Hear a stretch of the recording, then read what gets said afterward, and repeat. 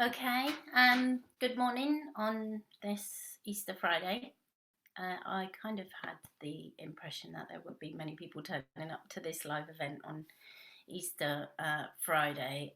I'm probably going to make it a bit shorter than the other ones that I've been doing, only because it's Easter Friday and also I have two children who are currently playing games. And oh, morning, Anders. I think it might just be you and I this morning. I might have some visitors in the background at points. Maybe not. They're on gaming, so they're fairly occupied.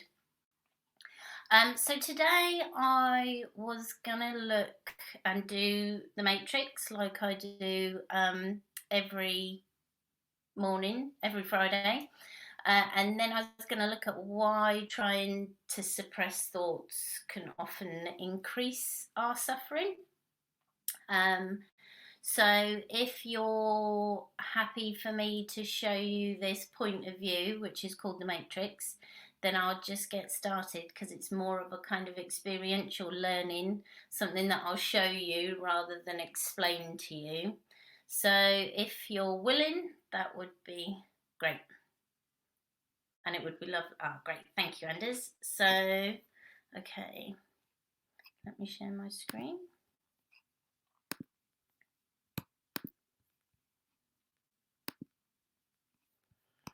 Okay, let's make that a little bit smaller so you can see. Okay, so this is the Matrix. If you're watching the recording and you haven't seen it before, it's a very simple grid. And this is what it is. It's very easy to draw out on a piece of paper, on an iPad. I usually do it in groups on a big whiteboard behind me. And you start very simply in the bottom right by asking whoever it is that you're in this processing experience with, who's important to you. And so I'll start. I always start with my sons. And if you're willing to share in the chat, then I can add it on to the Matrix. That would be really helpful. My partner. Thank you, Anders. Family. Cats. Yeah. Pets are often mentioned. Friends. Nephews. Yeah. And I seem to have lost. There we go. And myself, yeah. So I'll just put that up here. I'll add that here. Myself. Okay. So we start by asking people to connect with who's important to them. It can often lead, if it's in a one-to-one session, it can lead into what's important. And that can be stuff like education and health. But we start with who's important because generally most people can identify somebody in their lives or someone or something in their life, a being of some sort, that is important to them. There have been times in my experience where I've noticed that people can't identify at that point, so it's useful just to pose the question, is it important to you to rediscover who's important to you? And usually people will say yes. So even just the kind of the discovery of who's important can be important in and of itself. So then we go over to the lower left part of the matrix and we ask people to share what they've noticed has showed up for them in their internal world that is yucky, that they don't want, that they don't like, that they would rather not experience. And we call this, in America they call it the yucky stuff, over here we call it not once in the UK. So for me, what I've been noticing that I would rather not have internally, thoughts, feelings, physical sensations, is fatigue and frustration. And thank you, Anders, for sharing that. Uncertainty, stress. I think it's kind of stress awareness month. So, and stress is, it's a kind of really big part of our modern lives. Fear also is prevalent for a lot of people. Pain, back pain, thank you. Back pain, yeah. So there's physical pain, there's emotional pain, there's psychological pain, anger, and sadness. People kind of would rather not have those experiences. People don't want to have those experiences. Embarrassment. Fear of not meeting deadlines. Another one that I notice is fear of getting stuff wrong. So fear in all its forms, fear of getting stuff wrong. And the list goes on and on and on. So when I do groups and you've got 8 to 10 people in a room, this becomes a long list. So then in the top left, what we invite people to share, and if you're willing, for those that are here with me live and watching in the chat, what do you do to find relief from your not wants, find relief from your difficult internal experience, the stuff that can move you away from it? And I watch TV and zone out.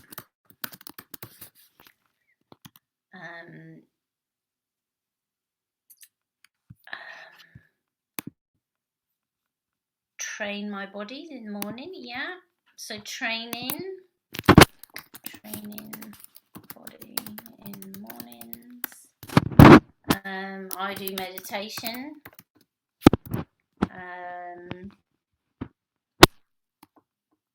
Gaming. That's not what I do.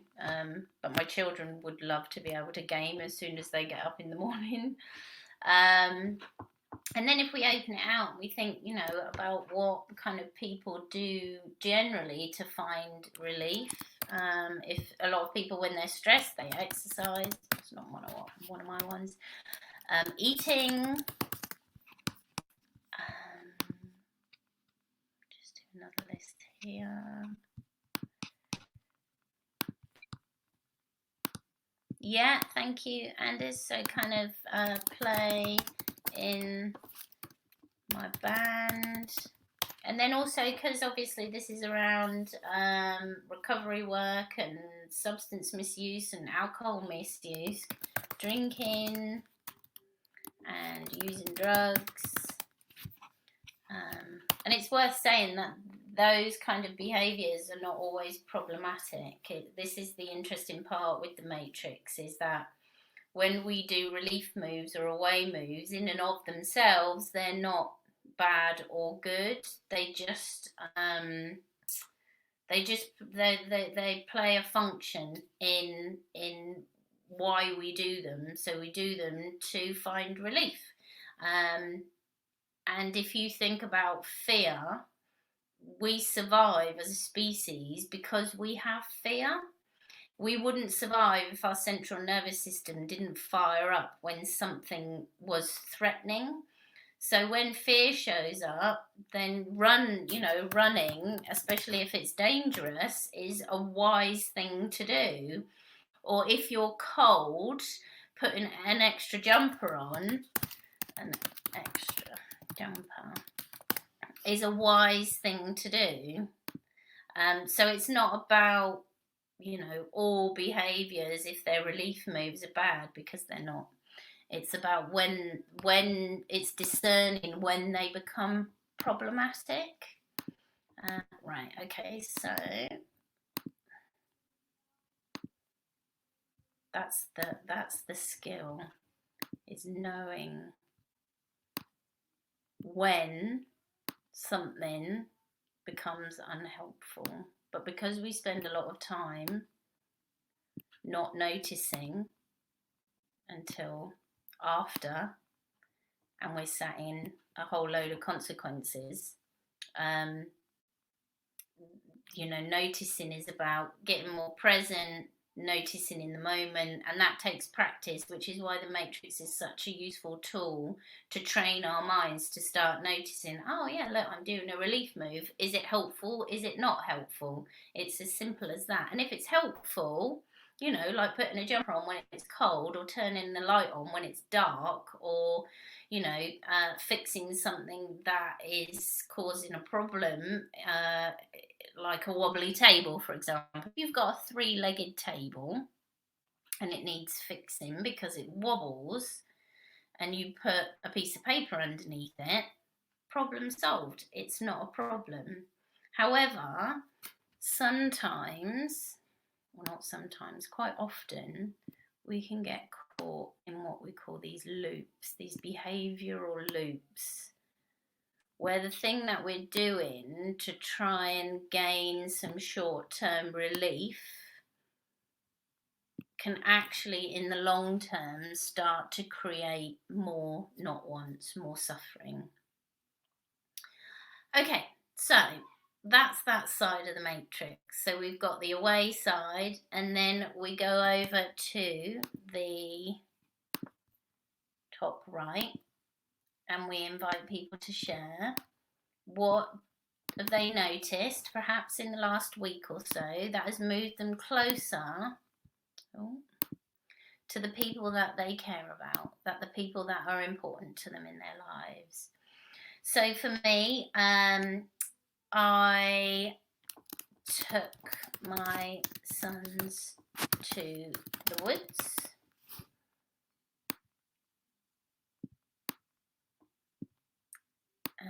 Thank you, Anders. So you meditated. So meditate. Playing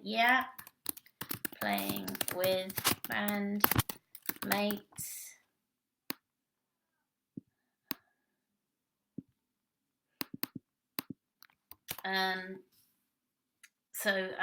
Went swimming,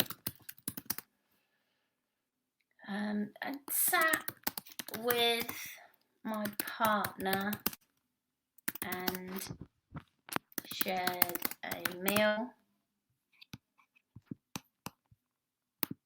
Yeah, so thank you, Anders. So had a few beers. Had a few beers. Okay, so you get the kind of general idea of these towards behaviours. Again, in and of themselves, it's not about them being good or bad, because we've got examples of, things that for one person might be helpful and for another it might not. And only the individual can work out whether it's helpful or not. So these behaviours in the top move us closer to the people and the life that we want to lead.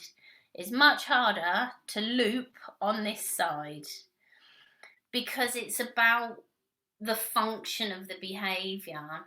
So the payoff for a towards behaviour is often in the long term.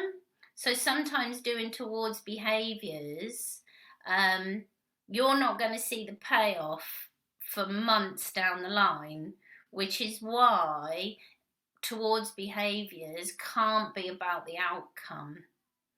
It's about a direction of what you're going to do in your life, which is meaningful to you. And sometimes it works and sometimes it doesn't.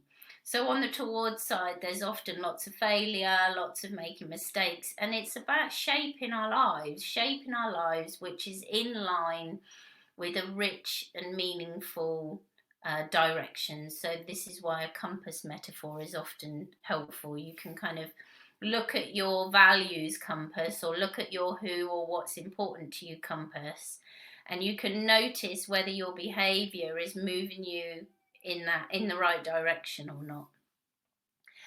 On the left hand side, away behaviours, the function of the behaviour is simply to get relief from not once, which is why it's much more addictive, because we're hardwired to rid ourselves of pain in some way. So, this noticing and allowing our not wants in the service of something bigger, in the service of connecting with who's important to us, in the service of connecting with what's important to us, is much more challenging and takes a lot of effort.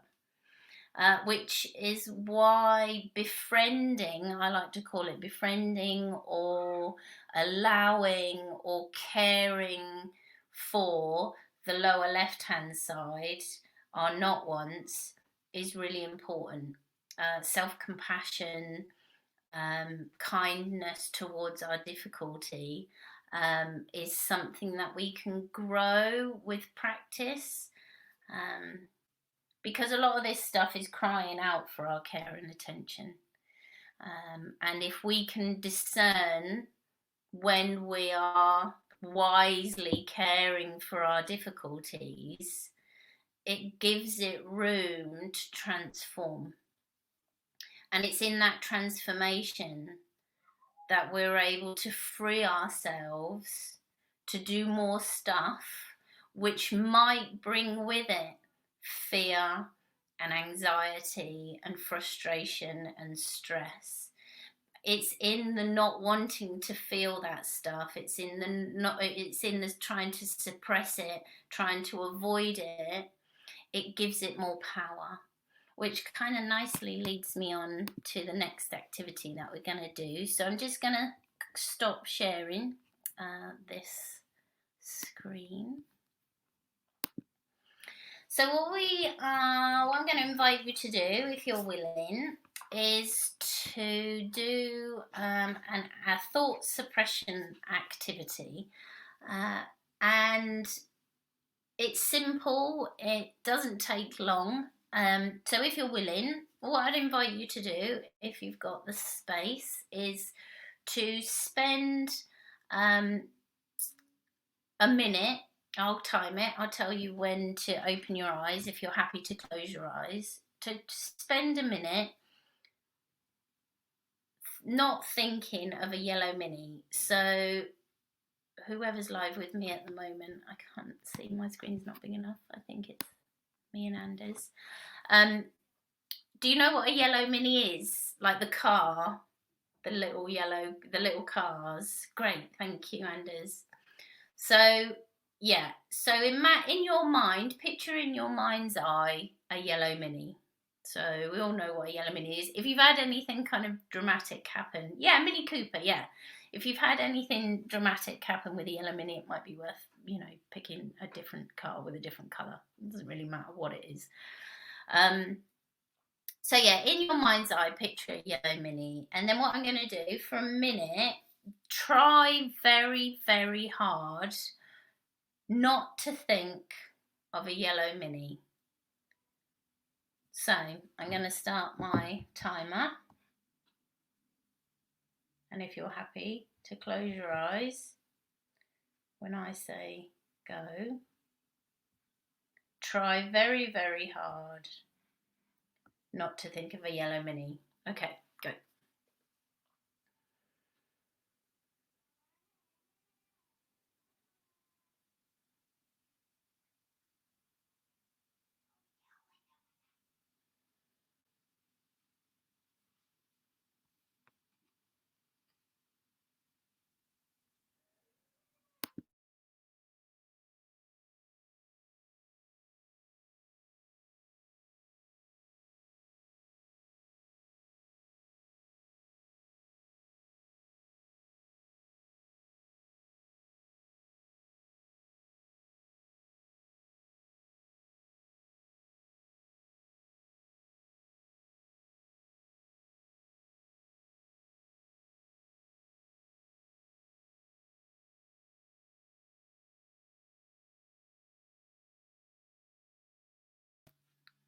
Okay, so if you've got your eyes closed, just gently opening them.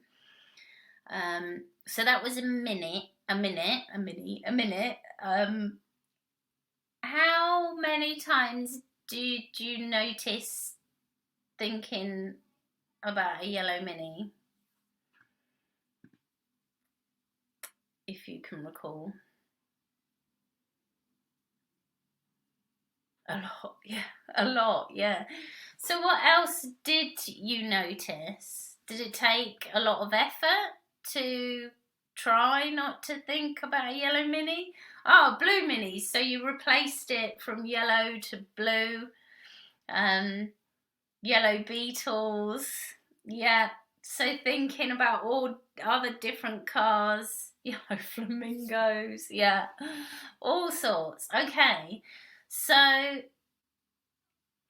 next, what I'm going to invite you to do is to, so you got, yeah, thank you, Anders. So you got stuck in the yellow, and this is what can often happen is that the more we try not to think about something, the harder it is, and we give it power by trying to push it away, because as soon as your mind does go off onto something else, often what will happen is it will be like, what is it that I don't want to think about? Or what is it that I'm not supposed to be thinking about?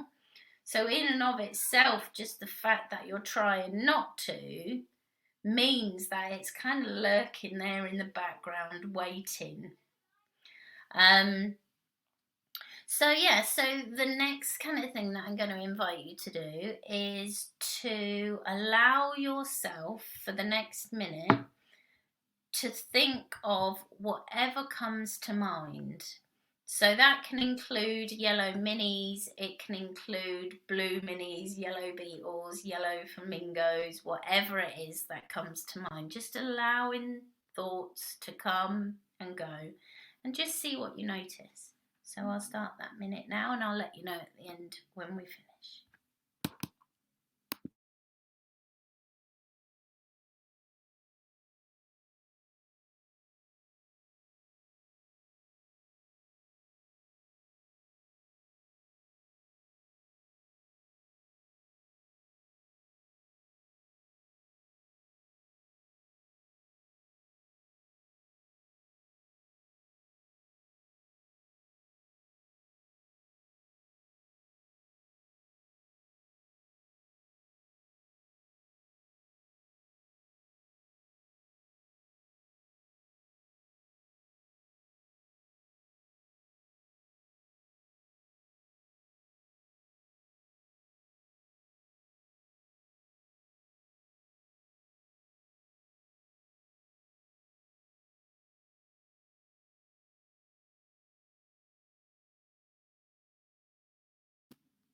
Okay, so if you've got your eyes closed, opening them.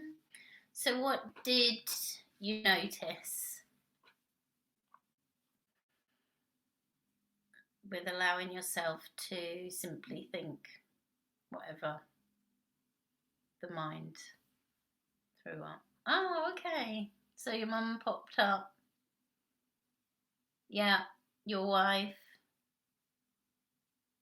kids. So just allowing things, me, yeah. So just allowing whatever shows up in the mind. And noticing the difference between how that feels. So noticing the difference between trying not to think something versus just allowing the mind to do its thing. And sometimes what arises in the mind is pleasant, sometimes it's unpleasant. But when we notice unpleasant stuff arise, our default can often be, I don't want to think that, I'm not going to think that, I need to get rid of it. So what I'm going to invite you to do next, if you're willing, and this is all invitational, so it's really important to emphasize that when we do these exercises, that they are optional, they're not obligatory. And on a scale of 1 to 10, I'm going to invite you to think of something that causes you suffering, like maybe in the last week or two, and something which is way down on the scale. So not a big 10, but maybe a 2 or a 3. Maybe something that annoys you or irritates you, a thought that pops up that's familiar to you. And what I'm going to invite you to do is, again, to suppress it, to spend a minute trying not to, doing your very, very utmost not to think about it. So if you're willing, and if it becomes overwhelming or too difficult, then absolutely you can opt out. So if you're willing to spend the next minute doing thought suppression. Okay, good.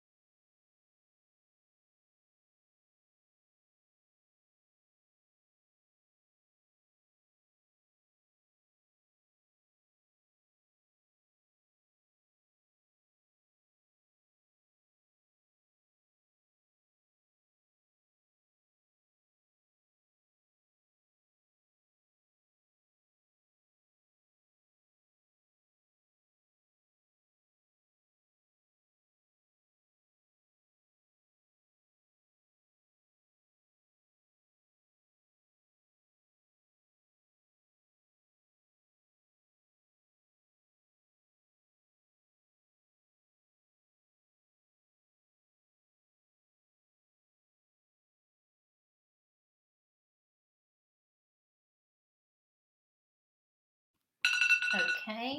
Oh. So if you've got your eyes closed, opening your eyes. Okay, so I'll start with what I noticed. I've got a story that I have is that I worry too much, and then I try and suppress it with other thoughts, like you shouldn't worry so much, everything's fine, don't worry. And then it kind of like, then I still worry, and I always worry, and I've worried for years and years about everything and anything, and then I'll try and talk myself into not worrying, and I'll try and talk myself into convincing myself that it isn't something to worry about. So I'm in this kind of battle, this internal thought battle, where I'm trying to convince myself not to worry about something with my thoughts. So that was kind of what I noticed. I got into this push and shove with one thought versus another. Yes, so what else did you notice? Thank you, Anders. So it's difficult to suppress because it keeps coming back. Exactly. This is the thing with thoughts, is that they keep arising, and then they fall away, and they arise, and then they fall away. When they arise, if we try to push it away, because it will fall away of its own accord and arise again, but if we try and push it away, for some reason it feels a resistance, so it pushes back. And without awareness, and without this cultivating our noticing muscle, we can get caught for a long time in this internal battle, just fueling it, giving it power. So again, what I'm going to invite you to do now is to spend a minute just allowing whatever thought to show up, allowing yourself to think whatever it is that you want to think about. So I'm going to allow myself to worry. And as an experiment, I'm just going to let myself worry without the added layer of saying to myself, I shouldn't worry. So let's do this for a minute. Okay.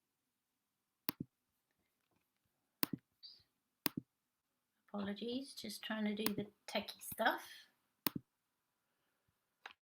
Right, okay, so I'll share this very short YouTube clip. If it allows me. Oh gosh, I don't think it will. What I might do is just put it in the chat. I might actually. Right.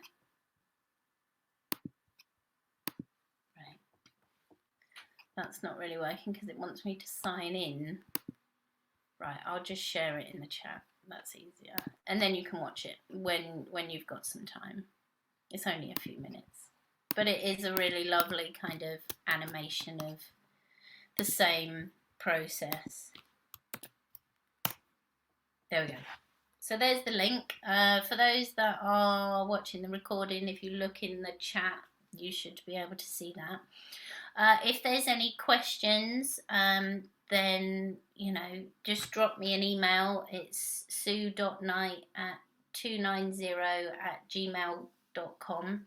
You can also follow me on Facebook, and I post some of these videos on YouTube. And you'll find all of that on my website, which is www.sueknight.co.uk, which I will also put in the chat. Sue Knight. Oh no, actually it's not Sue Knight, it's sueknightrecovery.co.uk. There we go, hopefully that's the right one. Yeah, so thanks for those that have attended live, and thank you for those that are watching the replay. I hope it's been helpful. It's a bit shorter than it normally is, but I think, you know, it's explained and shown what I wanted to. So have a great Easter weekend, and I will hopefully see you again next Friday. Thanks.